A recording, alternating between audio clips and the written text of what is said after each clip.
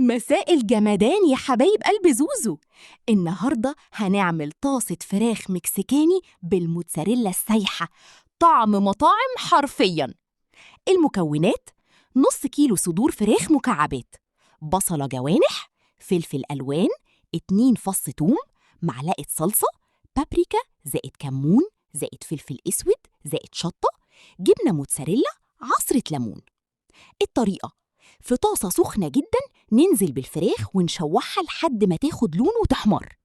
نضيف البصل والفلفل والثوم ونقلب كله مع بعض لحد ما الريحة تضرب. بعدها نحط الصلصة والبهارات ونقلب كويس ونسيب الخليط يسبك شوية ويشرب الطعم الجامد. في الآخر نغطي الوش بالموتزاريلا ونسيبها تسيح كده ببطء. يا سلام! تتقدم سخنة مع التورتيلا أو الفينو وعصرة ليمون خفيفة فوق الوش، وبالهنا. كانت معاكم زوزو.